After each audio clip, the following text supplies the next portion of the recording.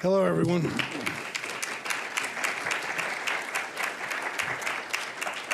Good afternoon to all of you. I'm Kirk Watson. I'm the mayor of Austin, Texas. And as mayor, I get the honor and, frankly, the enjoyment of recognizing people and programs and events in the community that are special to our community by issuing proclamations. And I happen to have one here. I would like to invite Stephen Mills and Cookie, if you would come up, because we want to recognize Stephen Mills and Light, the Holocaust and Humanity Project, with this special proclamation.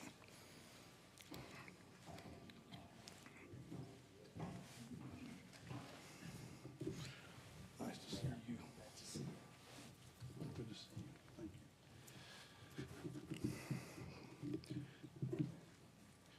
Unfortunately, at the City of Austin, we print these proclamations smaller than.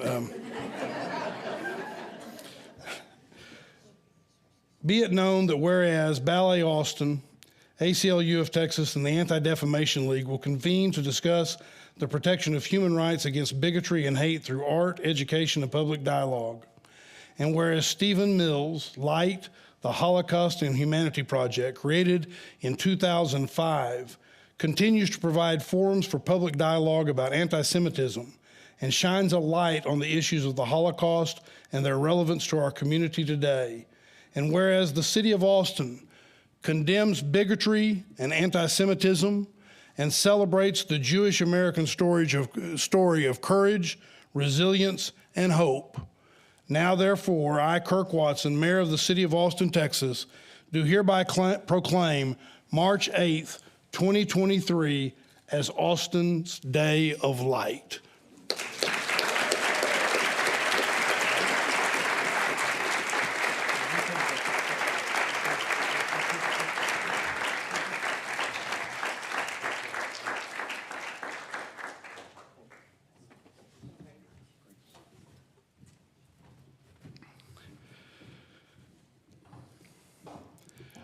I want to thank all of you for being here today at the LBJ Presidential Library for what I know is going to be a productive discussion about anti-Semitism and the role of disinformation and propaganda in dividing communities. Across the nation, we're seeing a rise in anti-Semitic incidents, and Central Texas, unfortunately, is not immune. In October 2021, a North Austin synagogue was set on fire by an individual with white supremacist beliefs, causing hundreds of thousands of dollars in damage to the sanctuary and building and ripping at the fabric of our city. That same month that happened, Anderson High School was vandalized overnight with graffiti, including a swastika spray painted on the equipment shed next to the tennis courts. To understand how we got here, we must look back at history. More specifically, we must look back at the role of disinformation and propaganda in isolating groups of people. Today's moderator, Mark Updegrove, knows a great deal about this subject. Mark Updegrove is a presidential historian as well as the president and CEO of the LBJ Foundation. Please join me in welcoming Mark to the stage.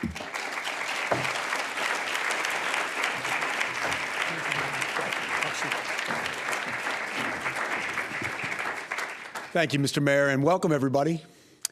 We're delighted to have you here at the LBJ Presidential Library.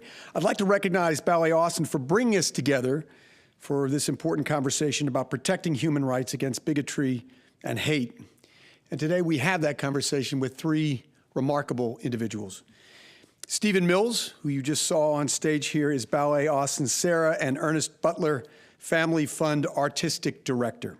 In 2005, he premiered his ballet, Light, the Holocaust and Humanity Project, at Bass Concert Hall.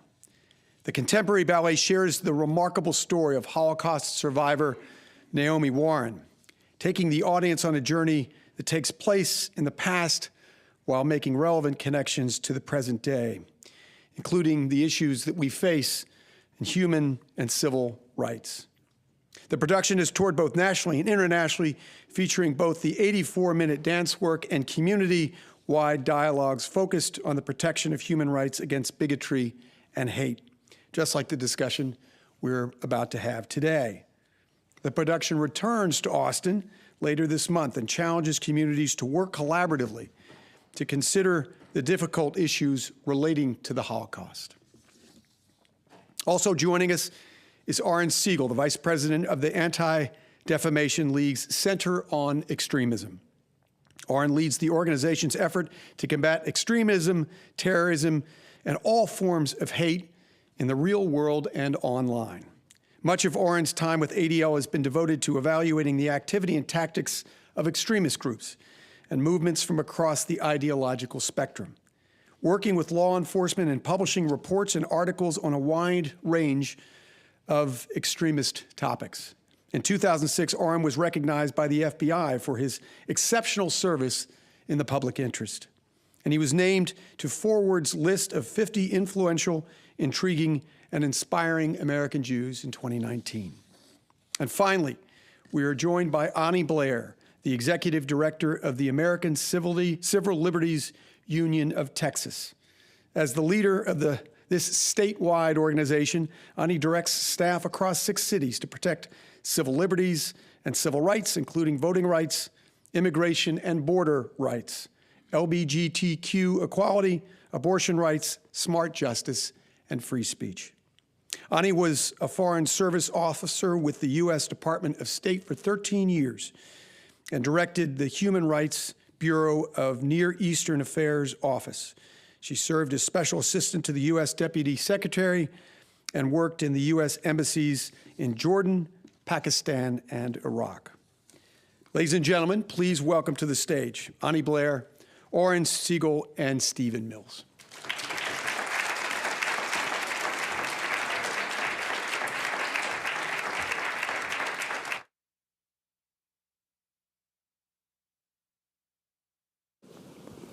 Well, welcome to all of you. Stephen, first of all, congratulations on your recognition of your stunning ballet and its great success. I want to just ask, we'll start with you by asking what the impetus of the project was. How did you come to know Naomi Warren, and when did it occur to you to capture her story in dance?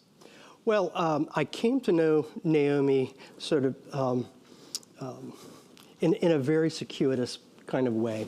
And the impetus for the dance came about as a result of my going on a journey after the events of 9/11. And that terrorist attack on our country was so devastating, but for me, it was one of those moments where I really began to understand the ways in which hatred from abroad was coming towards us. I was looking for a place to put that. Artists have always been the documentarians of the times in which they lived, and I am no different in that respect. I had never thought about doing a work like this, but I was sort of driven there, and I had a communication with a friend of mine who knew Naomi, and Naomi and I met, and her, after hearing her testimony, which if you've ever heard the testimony of a survivor, you know it's very graphic and horrifying. But in her very calm, teacherly way, she sort of threw down the gauntlet for me and said, you're a citizen, just like I'm a citizen, just like everybody is a citizen, and you have a responsibility, and you have to help where you can, and this is where you can.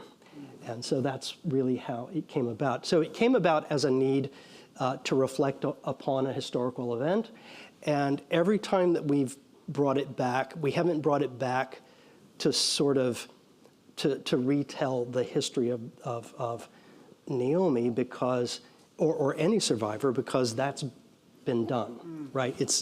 There's plenty of that sort of information out there.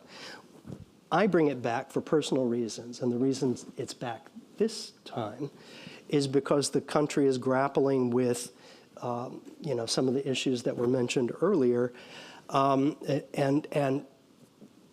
the issues of the Holocaust are not done, I guess. And so we wanted to bring it back so that we could have just this kind of conversation that was relevant to today. Oren, Ani, I want to ask you both, we'll start very broadly in this conversation, but why are we seeing a spike in hate, not only in America, but in the world? What has changed? And Oren, we'll start with you. Okay, so we're going to start easy. I'm glad you get to go first. Yeah, I mean, the question of why, I think, in part, is access to narratives and tropes and propaganda that we know are intentionally created to create fear and anxiety, to inspire people to fear one another as opposed to support one another. And, when I heard you speak about the ballet, it's about providing access to important stories through a different medium. I will tell you that today, the anti-Semites, the bigots, the extremists of all kinds are using a similar approach, using social media, using propaganda, storytelling, to normalize the hate that we all, or many people, reject, but to normalize it, right? I think the biggest success, and I hate to talk about success when I'm talking about anti-Semites and extremists, is their ability to normalize these types of tropes so much that people don't even recognize anti-Semitism, extremism, and hate anymore. And when you don't even recognize it, that means that it's going to spread more readily. It'll animate people to action. It's spread in communities that are geared toward making people connected to one another, like you're part of something bigger than yourself, part of a movement. We all want to be part of that. But the extremists are leveraging those technologies in part to create meaning around hate, around scapegoating, and around isolating communities. And that's one of the reasons, and that's our biggest challenge. So Ani, there are vehicles by which to do this, and we can talk about those vehicles and how they're being utilized. We'll drill down on that for a moment. But there are more people spreading this information. Why now? What has, again, I'm just trying to get a sense of what's happened in the past several years that has given rise to greater propagation of this defamatory material. So I don't think there's a one thing. I think we like to blame a certain person in his recent history. But I also think that there's a complicitness that goes along with that. Yeah. And so as the hatred is spewed out, I think that many people have become complicit in allowing it to happen and not pushing back. So for instance, you take something simple as, it seems simple, such as book censorship. So in Texas, we have heard now for 2 years this uptick in book censorship in schools. And oftentimes I hear, oh, that's terrible. Those poor kids, they'll never hear about the things that we read about. But it's just a book. Or I've met with, a librarian from a place outside of Houston where I live who is like, well, it's not that bad. Is that really appropriate for a 5th grader to read or a 4th grader to read? And in this particular instance, we were talking about a story about Holocaust-related literature. But you let that happen enough, and suddenly there's no history. There's no history around the Holocaust. There's no history around Jewish people. There's no history or understanding of trans identities or Black identities. And suddenly there's a big hole in history and an understanding of the fights that we fought for people to be recognized as human, to have rights, the places where we've been as a country from the beginning of this country until now. And suddenly, the identities that are left, the white male heterosexual Christian dominant narrative becomes the only narrative that's still standing. And we're scratching our heads of how did we get here? Because nobody stood up the whole time to say that the small thing, which matters, that it actually does matter. And so when I hear the question of how did we get here, it is very obvious to me how we got here, but it's easy in retrospect. And you can see the same pattern, whether it's looking at book censorship. If you're in Houston, where I live, I have 3 children who are in public schools. We're now facing not just book censorship and dress code censorship, but suddenly the state is taking over our school district. It has very quickly gone from something small to something large. We see the same in voting rights, the chipping away of who can vote, the same in reproductive rights, the chipping away of different rights around it, and suddenly something is banned that we expected to be here. And so to get here, it's the small things and not paying attention that lead us to a place where we have forgotten. The tools that we have to remember are erased or restricted, and we're suddenly surprised when we don't have our rights. Oren, I came upon from the ADL a very alarming statistic. Over 3/4 of Americans, 85%, believe at least one anti-Jewish trope today. And that's up from 61% in 2019. Why are people more susceptible to believe tropes just several years later, just since 2019? Why is that becoming more prevalent? Yeah, I mean, it's a similar question to the first, which is, why now? What is it in our society that enables things that perhaps we were fighting against for years to marginalize, right? Tropes about Jewish people, tropes about other communities. Why is that so readily sort of available for people to glom onto? And again, I don't blame everything on social media. I sort of talked about that a bit in terms of normalizing. But I also think that this is what happens when democracy is under attack. I mean, sort of speaking a bit to what you were saying, when I joined ADL 20-something years ago, I was there to fight anti-Semitism and try to prevent extremists from doing bad things.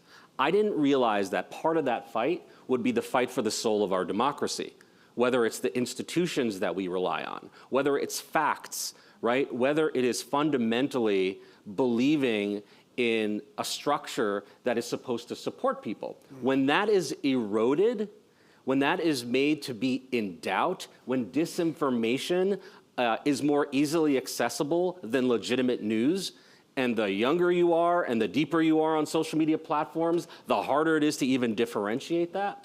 That's one of the reasons why this is becoming part of the norm. It's just that the way that we communicate, our technology has advanced much faster than our morality, and we are trying to keep up with that. I'm interested in going back to the story of Naomi Warren for a moment. You got to know her, Stephen, in the latter part of her life. She died in 2016.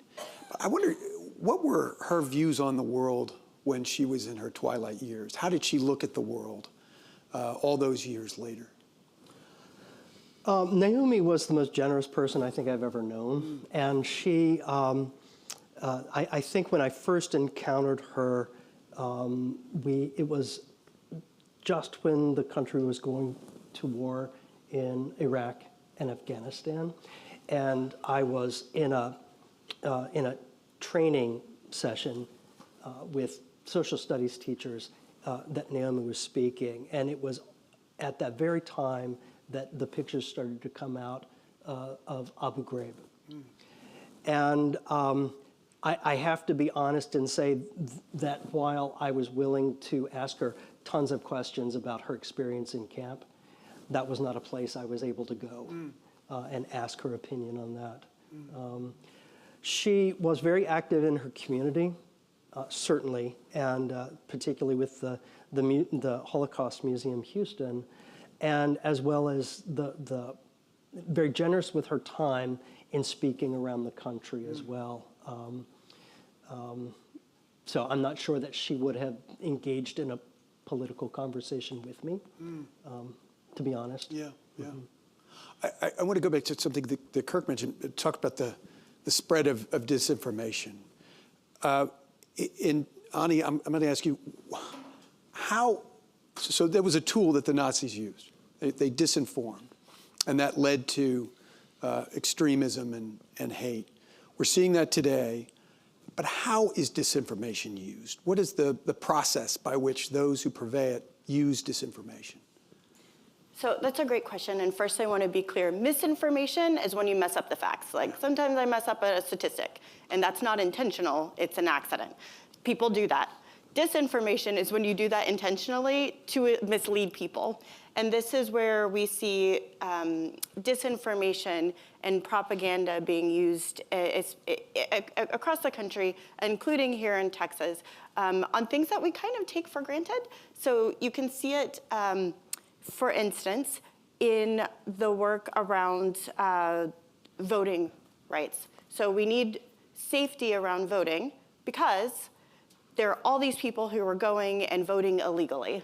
Well, there is absolutely no statistic, whether it's local or national, to back that up, that there is rampant voter fraud in the state of Texas or really in any state. Yet, we're pouring out lots of money and investigations that investigate one research done by the ACLU of Texas found 47% of people investigated for voter fraud were women of color.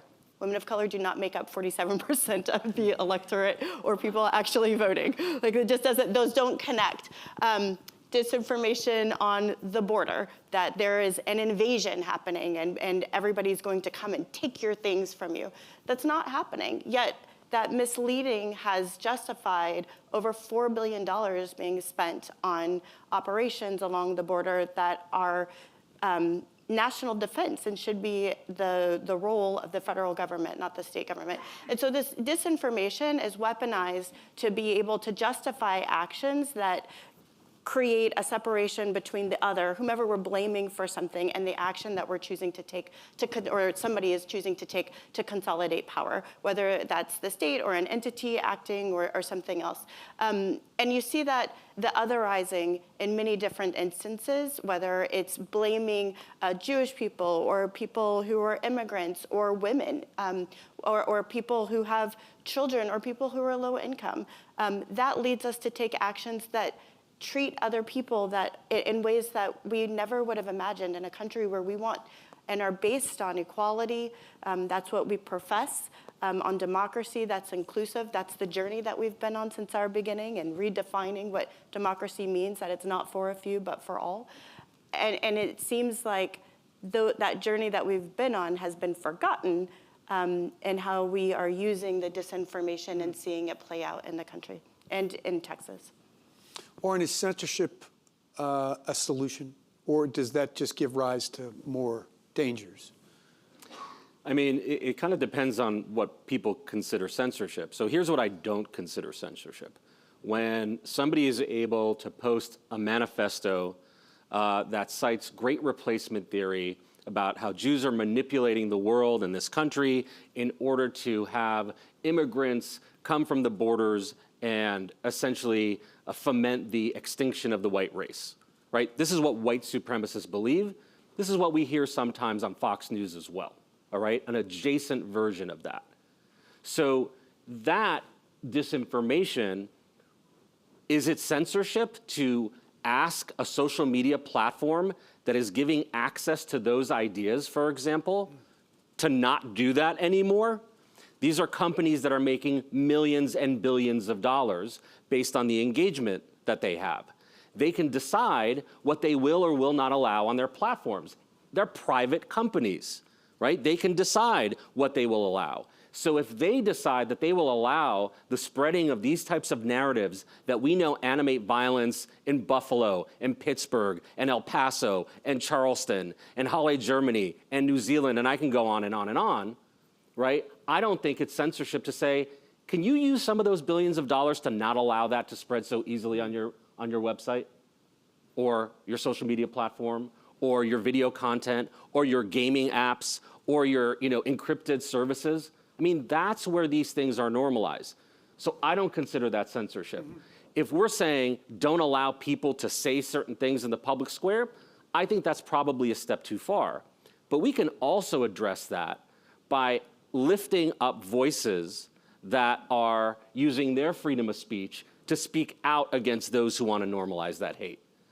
But when it comes to social media, I don't think it's censorship. If you're going to tell people what they can and can't say publicly, that's a different issue, and that's where it's a battle of hearts and minds and truth. Ani, I want to ask you too, relating to social media platforms. What do you think would represent sensible reforms as it relates to the way that social media platforms currently operate?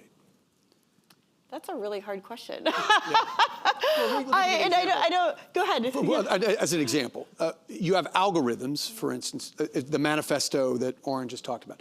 If somebody posted a manifesto and I consume that manifesto, right, I consume that content, the social media provider would be saying, well, if you like this manifesto, surely you would like this, and they're more and more extreme.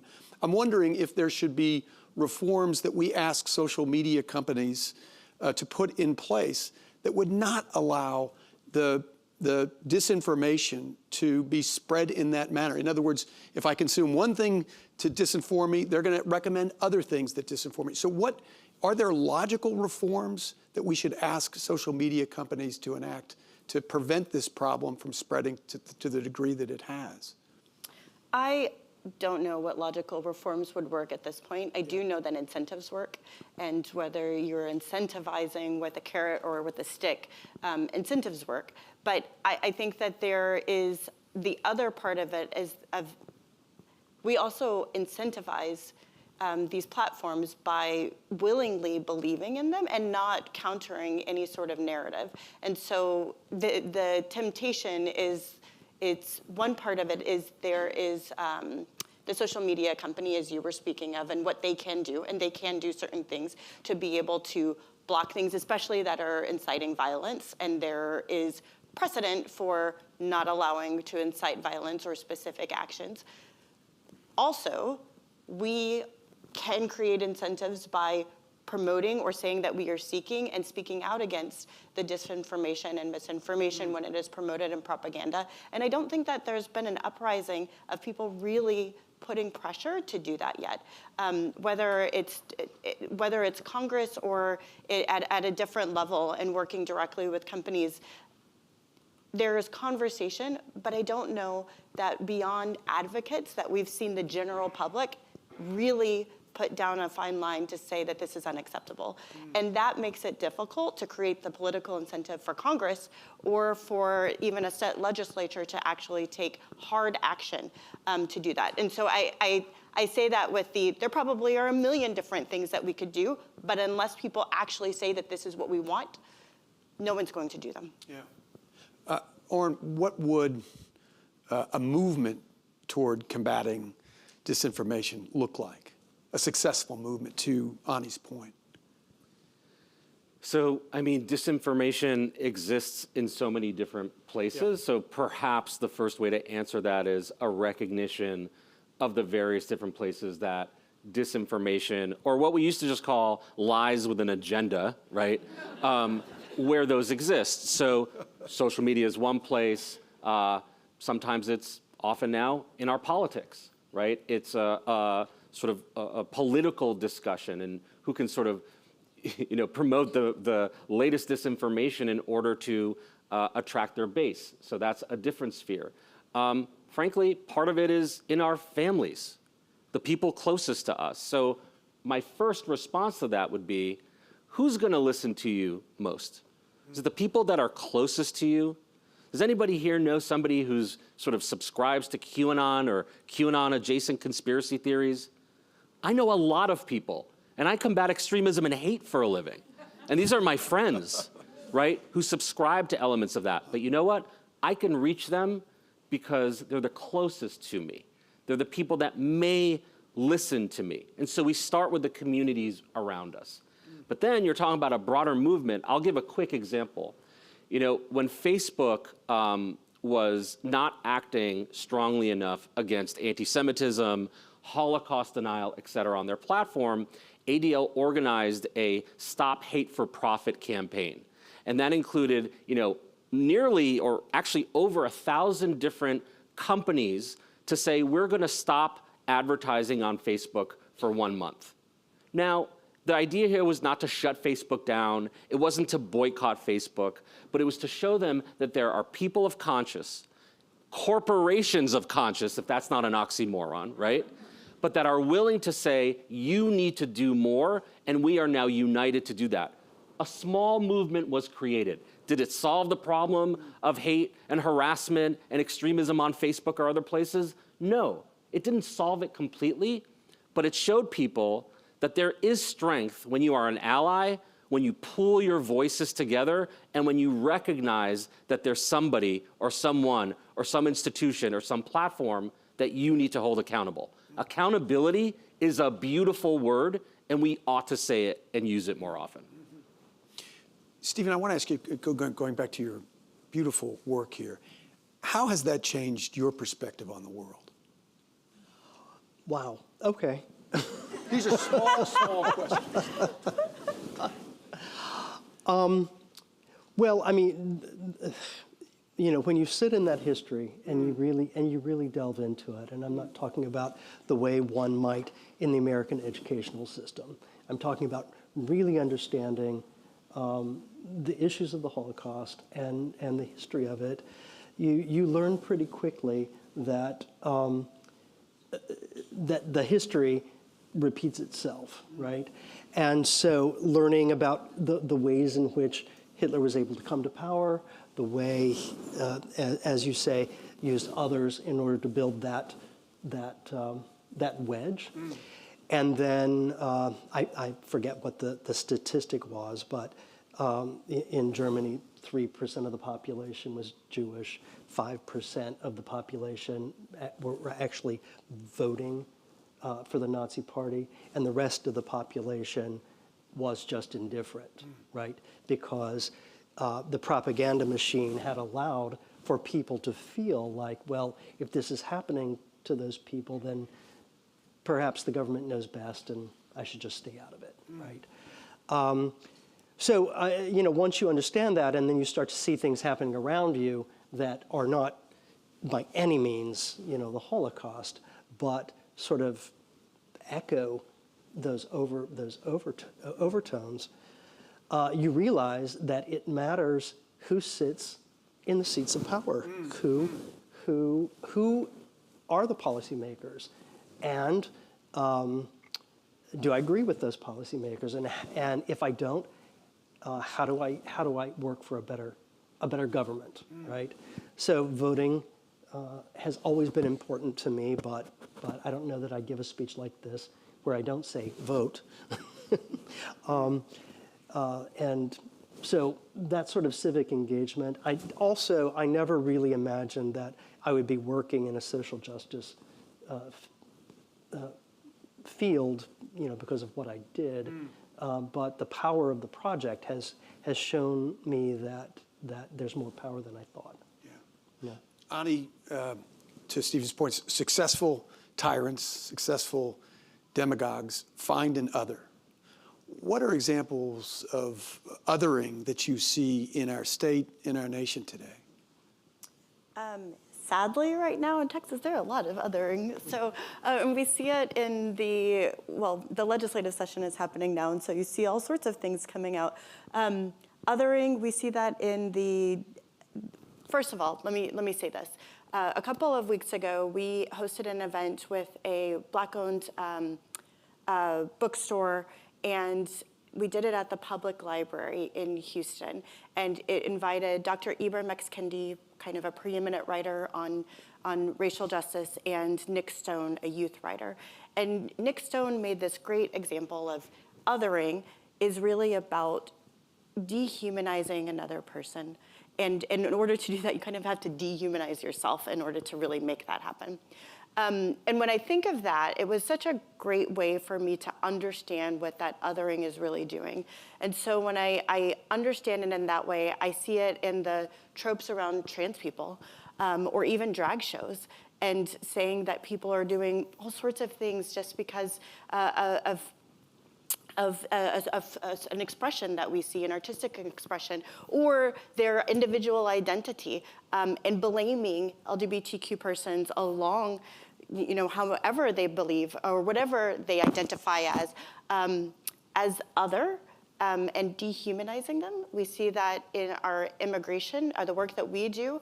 I think a really good example is if you think back to 2021 outside of Del Rio, the influx of Haitian immigrants who were coming after political upheaval and an earthquake in Haiti, and the dehumanization you see in the images of people being rounded up on horses with whips.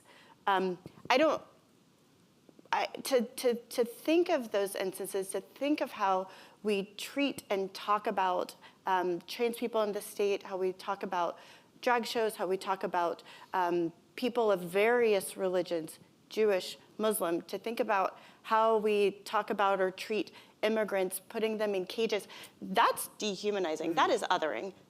There is nothing that is a reflection of my humanity that I see in that. And that's not the state that I want to live in. I want to live in a state where people are allowed to come together and that what we actually say is what we believe. That democracy, as we have all reflected, is for everyone and is not this antiquated version that we began with hundreds of years ago.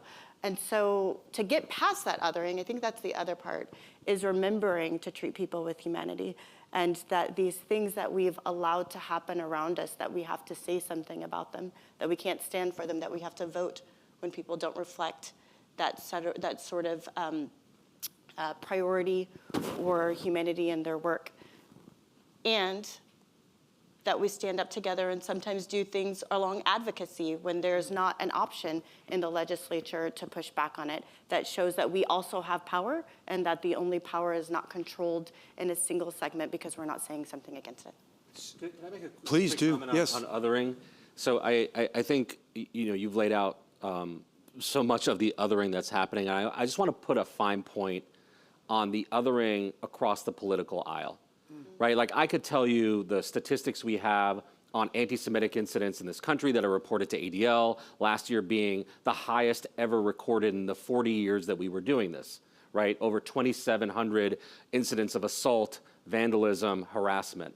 And similar with, you mentioned the LGBTQ community is in the crosshairs today, right? With not only the conspiracies, but people showing up, extremists and others, at events to harass, intimidate, and attack the LGBTQ community.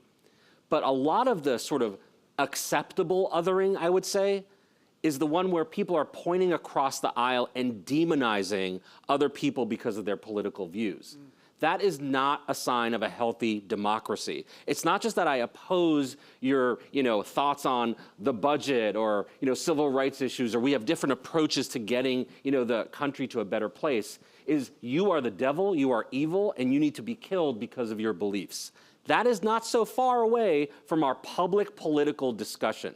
And if we can't get that right, all the other othering is going to fall from there and trickle down. How do you get that right? Ani just talked about power. We all have power, and I want to drill down on that in a moment. But how do you achieve greater moderation in our political debate? That for me? Either one, please. Looking at you. I mean, I can start, but appreciate it. I mean, how do we get there? Do I have the magic answer? I don't. But here's what we have to do. Yeah. Is hold people accountable and continue to call them out when they normalize the type of invective and rhetoric that we know not only marginalizes and isolates people, but could lead to violence. I mean, it sounds simple. It may be a little boring. It's not like this magical wand that will solve it.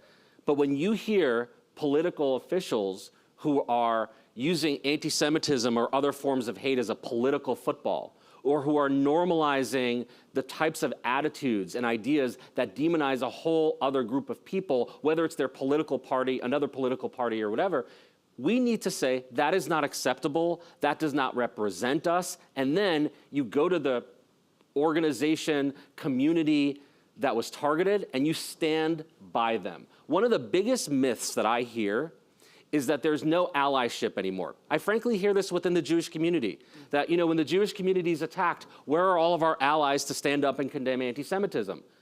My synagogue was firebombed about a month ago. Luckily, nothing terrible happened, right? The security was in place, there wasn't a massive fire.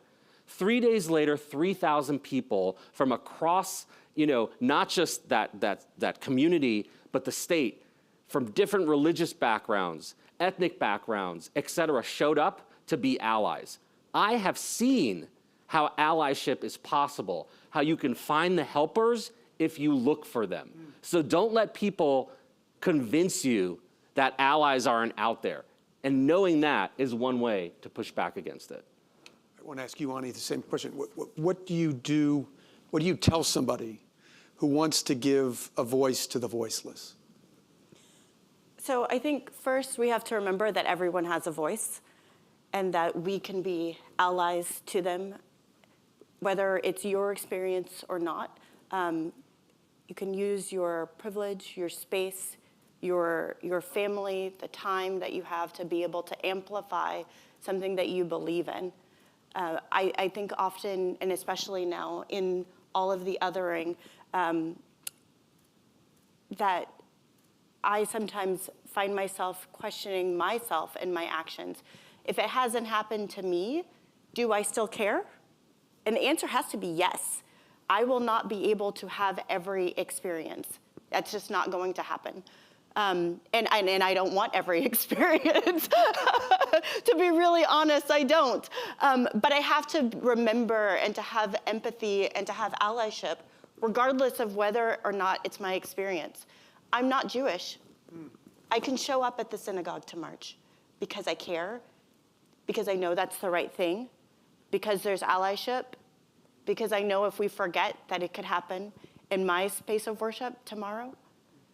And that's important. So I think what you said, I absolutely agree with all of that. I also think that in the othering, especially across the political spectrum, that we have to remember that we do live in a pluralistic society. And just because somebody has one identity doesn't mean they have every identity that we've now bought into the stereotype that goes along with it. And so I'll use ourselves as an example at the ACLU of Texas. People are like, oh, you're with the ACLU, you must believe X. You must be in this sort of progressive camp. You must be with this political party. And I'm like, actually, we sued both the Biden administration and the Trump administration on the same issue on immigration, because it's not about that. And so it's not only the othering on one way, but also being able to speak up and remind people that we live in a pluralistic society. There are people who believe all sorts of things and who have all sorts of identities. And when we put people in boxes and we fail to recognize them for the complex persons that we represent, we are buying into these stereotypes, and it makes everything harder. So I don't know that there is a perfect answer to that, but I do think that we do need to speak up and to say something to remind people that you can't put me into a box. You don't know everything about me. I have differing opinions. I have different experiences, and that's okay.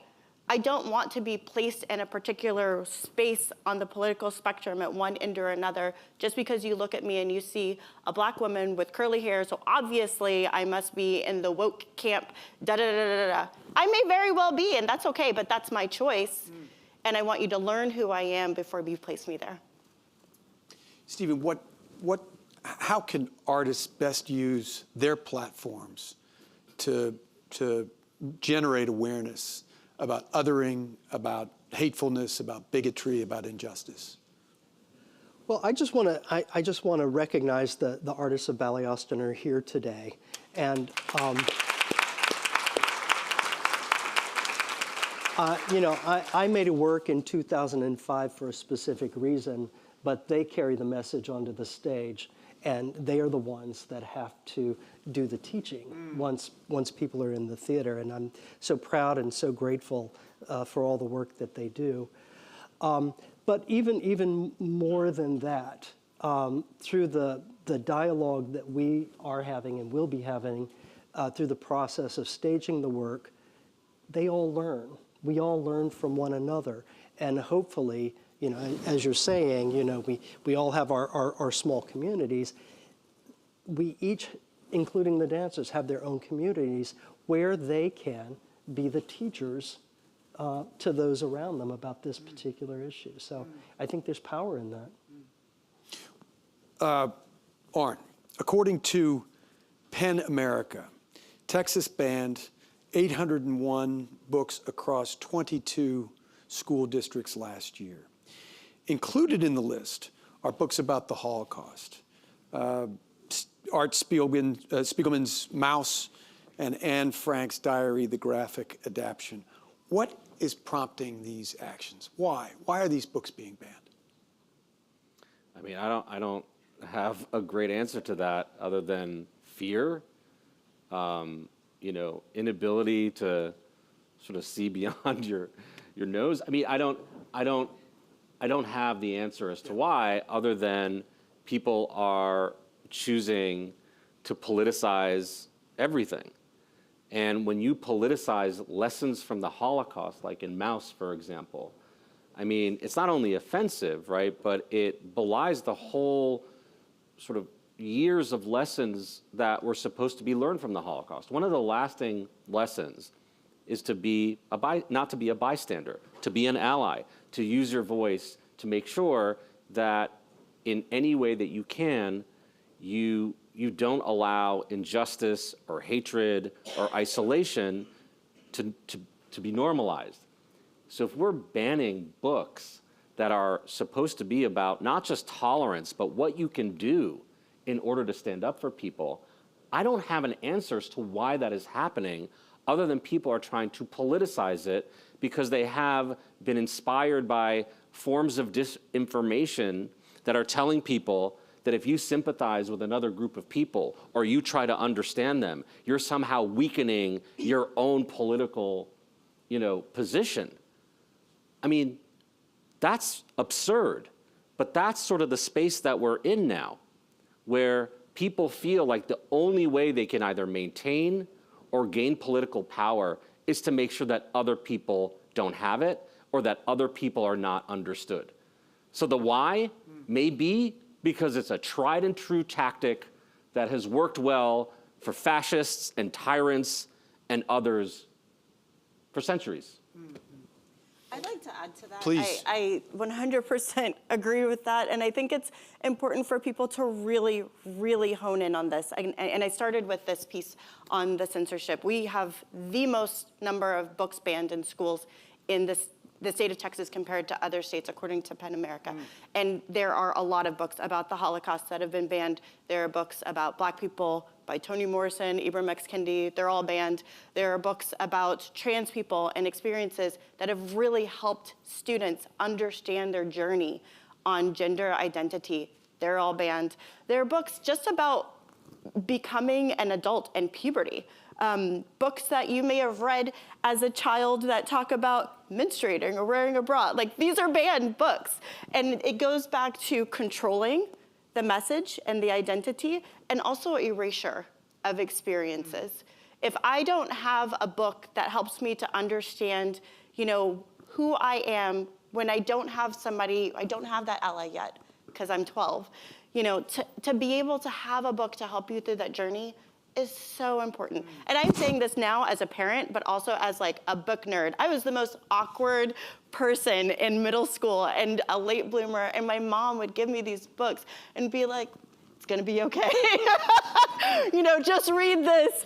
And it was so important to me to have that experience, and I want my children to have that experience. I'm not gonna have every experience that I can pass on to them, but to be able to share and to go through that is empowering. But when you shut that avenue down, you are shutting down the history, the remembrance, the lessons learned, not only as an individual, but as a society, from the impacted group or from the allies. And all of it becomes erased. The identity is erased. The history, why we got those rights and how we had to fight to get them, become erased. And again, you wake up and you don't have anything left, and you don't have a reference point with it. And the people who are hurt the most by the book censorship are kids in public schools. Because I'll be really honest with you, the wealthy private schools still teach all of these things. They have all the books on the shelves. They have, actual critical race theory that is taught, which is actually not taught in any public school in the K through 12 levels. All of these things are just about power and consolidating it for a small group of people. And if we cannot see that, we are in a lot of trouble. You wanted to add something, Stephen? Well, I don't know that I want to follow that, but but what I was going to suggest, there are two books on that list. One is The Catcher in the Rye, which is a story of a young man coming into his sexuality and trying to decide what that's going to be, which was a really influential book for me.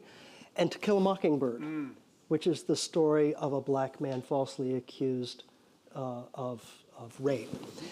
And so all of those things are true. And this idea that we shouldn't feel any guilt or any responsibility for anything that's ever occurred in our country, no matter what it is. And so I just throw those out because those two books were really instrumental to me as I was growing up in school. There's the old adage, we read to know we're not alone, right? I want to go back to the issue of moderation for a moment, or you talked about political extremism and the fact that there's a lack of moderation earlier, Oren. We sit in the presidential library of Lyndon Johnson, who got civil rights and voting rights and fair housing passed because of bipartisanship. We would not have had that transformational legislation but for Northern Republicans who added to the vote and ensured that they passed.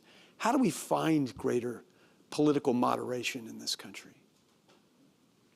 Yeah, like if I knew that, I would tell you. No,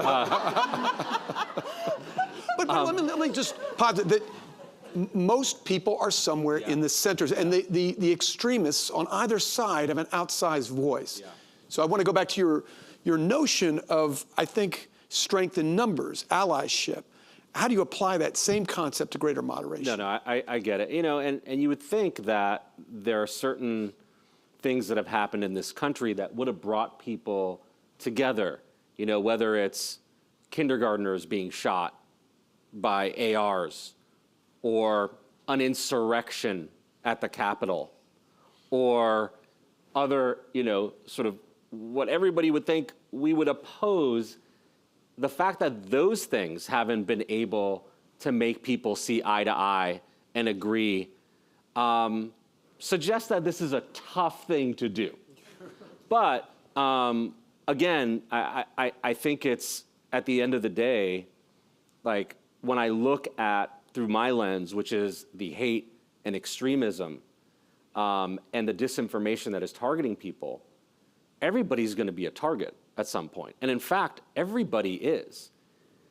You know, when a mass shooter motivated by some ideology decides to shoot up a grocery store or a Walmart or a public space, they're not asking, are you Democrat, Republican? Did you vote this way? Did you vote that way? What's your background? Right? It is ultimately a threat to all of us. And I don't know, maybe at some point, when there's enough destruction amongst, you know, in our society, maybe at that point people sort of see eye to eye. But right now, I don't have the answer. All I could say is that there is something to try to speak to people in a way that they'll understand. So I would ask people on the left to talk to people about the problems that you're seeing on the left, and the people on the right to talk to people on the right about the problems that you're seeing. So instead of the left attacking the right and the right attacking the left, people need to talk to the people they are closest to because they might hear you out. And maybe if we focused a little bit, again, on the people that are closest to us, the folks on our political wavelength, or even in our families on Thanksgiving, we might get to a place where we find common humanity. Because the thing that all this disinformation has done is make us not able to speak to one another. But I really believe if you talk to somebody who's very different and make that time, you'll find that you have more in common than not. It's just that those conversations aren't happening.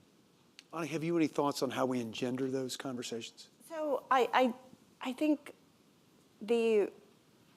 Oren, you mentioned people who are different than us, than you are, than I am, as an identity, speaking to people who may be different than yourself. I think that that's a key part. And the part that I really want to hone in on is recognizing difference.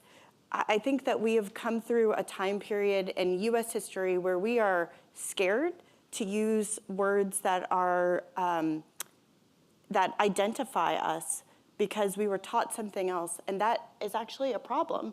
If I can't talk about Black people or Latinx people or trans people, then you don't know what I'm talking about. And then that way, it's hard to understand where there is a problem, where the othering has happened, if we're not comfortable talking about things specifically, if we're not comfortable with using terms of race or gender or sexual orientation or immigration status.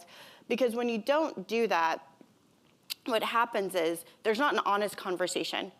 And when there's not an honest conversation of how systems may be benefiting or harming certain groups, then you can't have a conversation about how to fix them either. And so we have to be comfortable with being uncomfortable. We have to sometimes recognize that, yes, some things may make us feel guilty. The intention is not around guilt. The intention is around understanding and being honest about what is happening, and not see it as another way of othering, but see it as a way of understanding the world around us. And as a consequence, once we identify things, and we can talk about things of how we share resources, how we share power, rather than saying, oh, well, if I talk about this, then maybe you want to take something away from me. Or being able to create a system that provides healthcare for everybody means that somebody loses healthcare, or voting for everybody means that somebody loses voting, or land for everybody means that somebody's losing land. It doesn't have to be that way, but we can't have honest conversations about it if we're complicitly participating in the othering by not naming what is actually happening in the United States and being honest about it. And Stephen, your art catalyzes these conversations. You've been a part of conversations after your dance is performed. How do those conversations work? How do you lead those conversations successfully? The conversations have been so varied based upon whether, the company has been blessed to be able to perform the work around the country as well as in Israel, and those conversations are very different, right? I always try to use, so we talk about the work a little bit, but I always try to direct the conversation in a more, what's happening right now, what's happening where you are, and ask questions. How does it affect you? How could you use this as a tool to be a benefit in your own community? Because ultimately, if it's not a tool, we shouldn't do it. We shouldn't be in this. We shouldn't, as a dance company, shouldn't be involved in this work if we can't use the work as a tool. Oren, how should we be talking to young people about these issues? Yeah, so, one of the things I often say is that the places where my investigators and analysts are spending so much of their waking hours looking for extremism and hate and campaigns, et cetera, is the same social media and other platforms that my two young children are on all day long, right? That's all you need to sort of know about sort of extremism and hate today, is that it's literally operating in the same spaces where people are getting their entertainment, their ability to communicate, et cetera. You have to say TikTok on every panel, so check there, I said it. But how do we reach people in ways that resonate with them? So I'll tell you, for some, a ballet or a play or a piece of artwork is the best way to open up their minds. For others, and I'm kind of half joking, but is to create some compelling social media content. And frankly, I think the bad guys that I monitor, that my team monitors, are creating really compelling content. And we're not competing with them, right? We're not even in the same stratosphere. How do you make, allyship and justice and combating hate as sexy and interesting and fun and ironic as the bad guys are, promoting their hatred? So one of the things we've actually started to do is start to work with some content creators to talk about how do you use your sort of positions, your influence, your techniques and skills to start telling important stories to people in a way that they are most likely to access it. Because they're not going to watch TV, they're not going to movies, they're in the social media space and they want to understand the world through that lens. We ought to provide them that option. And that's one way, is really thinking about content. And by the way, this is not about brainwashing and creating sort of messages and using algorithms to like feed positive messages, right? I just mean create some alternatives so it's not 90% bad actors who are taking the time of our children on their screens. Can I ask, Oren, who are the bad guys? Who are the bulk of the bad guys out there? There's somebody right there. No. Sir, can you stand up, please? I mean, which bad guys do you want to talk about, right? I mean, you know, a lot of the time that the Center on Extremism spends on is people that, you know, want to promote hatred of others because they're Jewish, because of their race, because of who they love, and organize campaigns to harass and intimidate them, right? So there are, I mean, what is the profile of that? It doesn't really exist. I'll give you a story, though, that should be, you know, make people uncomfortable enough to get a sense of who the bad guys are. It's not just the folks who are, you know, arming themselves and doing mass shootings. Some of those are older folks, 51-year-old in Pittsburgh. Others are, you know, teenagers in Buffalo. But there was a family whose son was killed by a white supremacist who created memorials for their child online. And once they created these memorials, they started getting harassed by people. Because that's what happens when you show empathy or care and you try to reach people with that in an online space. So I asked them, can you send me the handles, like the usernames, if you will, of the people that are harassing you for having to bear this awful tragedy in your family? Because I want to see if we could do some research. And we did a little research on that. We were able to identify about 20% of this mass of harassers. And they were 13 and 14-year-olds. And they thought it was hilarious. I don't consider them hardcore, you know, extremists that are going to march through Charlottesville tomorrow. But these are people who, again, don't necessarily understand what is happening, right? They think it's ironic, sort of meme culture. It's using images to sort of make a message. So I'm concerned about that they will become the bad guys, so we need to reach them early. And then there's a whole range of politicians I would add to the bad guys, but that's a whole other discussion. I want to make sure we have time for your questions. Just ask a couple more and then ask for you to line up and ask any questions that you might have of our very distinguished panel. Stephen, I want to go back to Naomi Warren. One of the very stirring things that she talked about when she related her experience in the Holocaust is how hope sustained her. And she gave an example of somebody who didn't have hope and didn't have strength, and that person perished. She lived because she found hope inside her. Where did that hope come from? Oh, I don't know.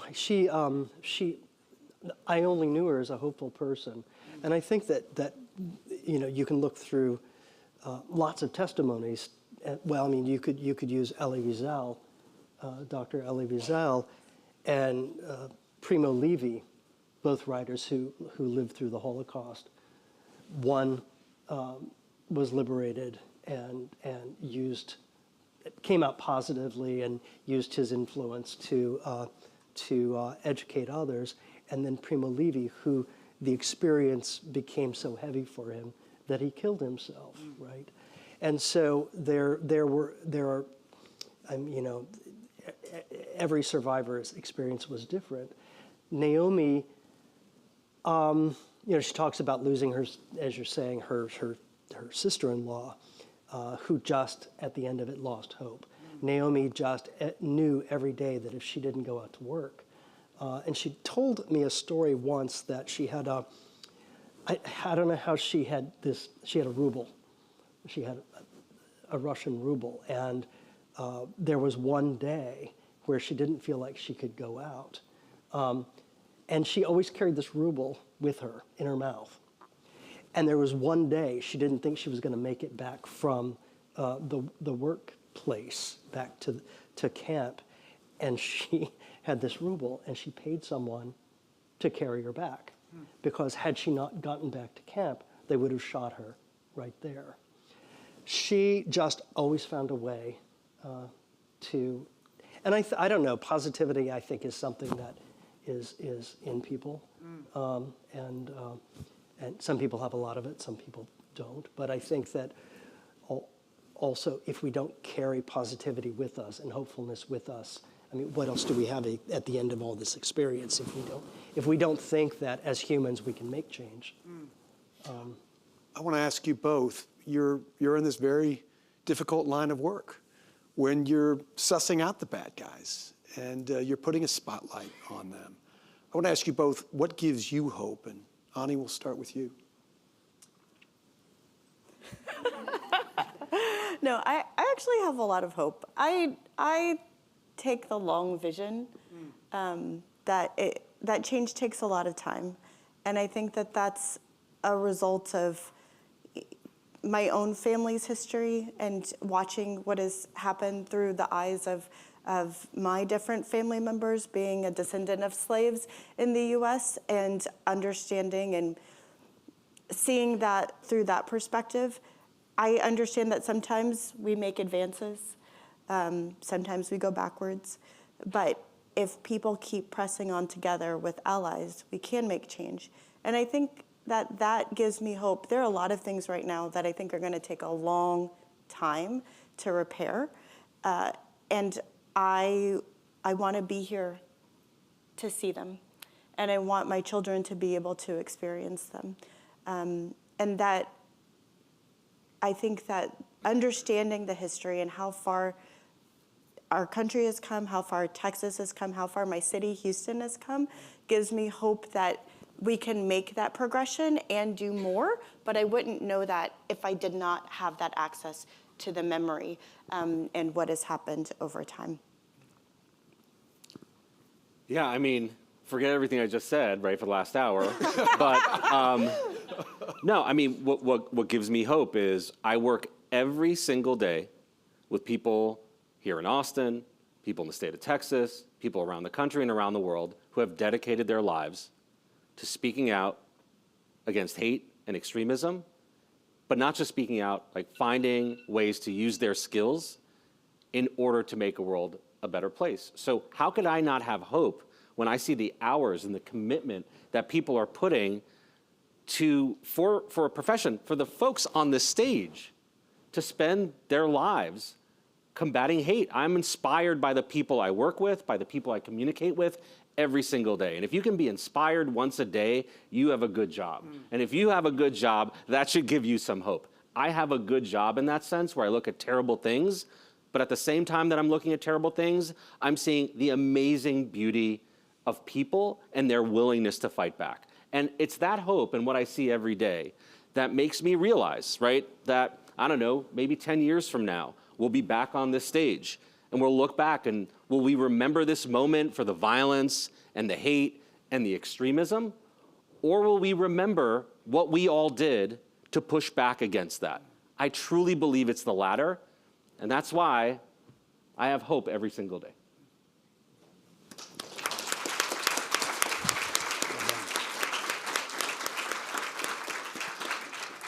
I think we have time for a few questions from our audience. Anyone?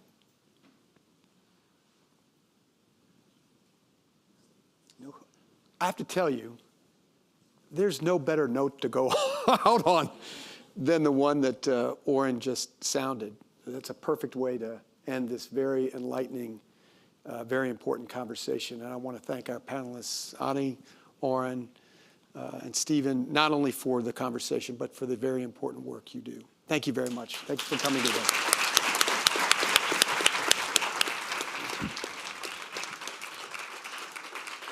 Well done.